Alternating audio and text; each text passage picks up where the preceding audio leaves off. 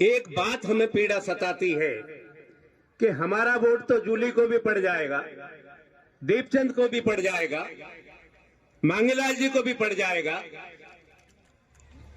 बहन संजना को भी पड़ जाएगा, भंवर साहब को भी पड़ जाएगा। ये हमारे लिए वोट क्यों नहीं पड़ता, ये चिंता का विषय, ये सोचना पड़ेगा।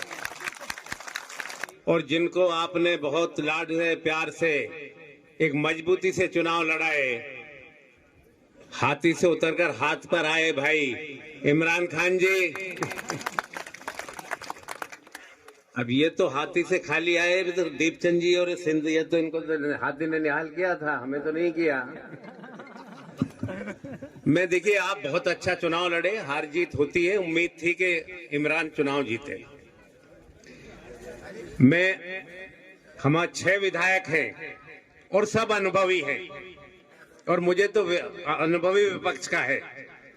हम 6 विधायक, जिला प्रमुख हमारे कांग्रेस के हैं बलबीर छिल्लर जी, और भंवर साहब जैसे व्यक्तित्व और नेता का आशीर्वाद और सानिध्य रहेगा तो आप ये मत समझना कि किसी भी सरकार को या किसी भी विधायक को आपके खिलाफ अन्याय करने देंगे या आपको आश्वस्त करना चाहते हैं।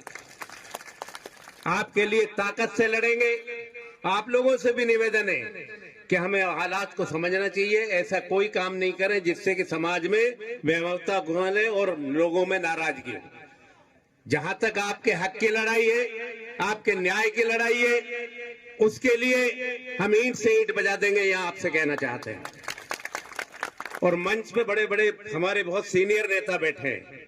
मैं एक बात हमारे परिवार में बैठे हैं इसलिए कहना चाहूंगा, दीपचंद जी आपका लंबा अनुभव है, टीकाराम जूली जी आपको भी काफी लंबा अनुभव है, मांगीलाल जी को भी अनुभव है, भंवर साहब को तो हमसे ज्यादा अनुभव है। एक बात हमें पीड़ा सताती है कि हमारा वोट तो जूली को भी पड़ जाएगा, दीपचंद को भी पड़ जाएगा, मांगीलाल जी को भी पड़ जाएगा, बहन संजना को भी पड़ जाएगा, भंवर साहब को भी पड़ जाएगा। ये हमारे लिए वोट क्यों नहीं पड़ता, ये चिंता का विषय, ये सोचना पड़ेगा।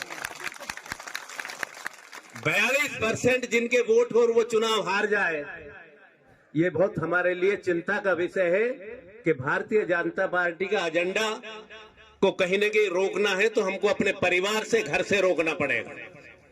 इनका तो एजेंडा यही है कि देश में विभाजन कर दो, जातियों के आधार पर, धर्म के आधार पर।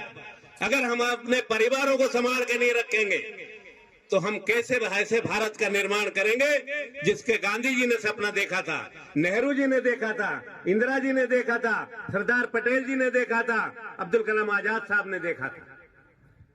आज कांग्रेस की नीतियां सबके लिए बराबर से हैं, चाहे चिरंजीवी योजना हो, चाहे कोई भी योजना हो। मैं आपसे निवेदन करना चाहूंगा, अगर हम सब लोगों ने ठान लिया कि हमको अपने घर ठीक करने हैं तो अगली बार तिजारा से भी भारी बहुमत से कांग्रेस का विधायक जीता हुआ मिलेगा। और इमरान भाई, आपने जो कहा कि भाई वोट दिए जिसने भी, भैया आपने तो पहली बार भुगता, मैं तो 30 साल से भुगत रहा हूं इस बात को। आप तो 42% तो लेके लड़े हो, मैं तो 22% पे ही लड़ता आ रहा हूं इतने दिन से। तो मुझे तो सारी चीज पता है अंदर बाहर की, मुझसे कोई छुपी हुई नहीं है। लेकिन आपने अच्छा चुनाव लड़ा, उम्र आपके साथ है, लोगों को जोड़ के रखिए, क्योंकि राजनीति में व्यवहार और जोड़ना ही चलेगा। खराब व्यवहार और तोड़ना कभी लाभ नहीं देगा।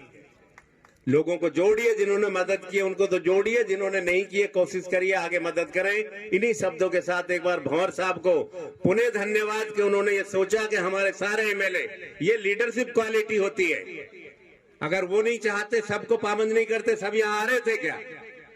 अब सबकी नैतिक जिम्मेदारी बनेगी। तिजारा से कोई आदमी जाएगा या इमरान भाई कोई यहाँ के बात कहेंगे विकास की या और कोई अन्याय के खिलाफ, तो सबकी मोरल ड्यूटी बनेगी कि आपके साथ खड़े होंगे।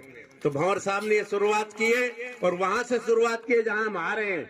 जीतने के आने के बाद में जाएंगे, उनको मैं अपनी ओर से, कांग्रेस के परिवार की ओर से, आप सब की ओर से बहुत बहुत हार्दिक धन्यवाद देता हूं, आभार देता हूं। और ये कामना करते हैं ईश्वर से कि जिस तरह से आप चल रहे हैं आगे ईश्वर आपकी मदद करे और एक दिन आप अलवर जिले का, हम तो राजस्थान के लिए, राजस्थान लेवल पे नहीं, भारत में भी नाम चमकाएं। बहुत बहुत धन्यवाद। जय हिंद।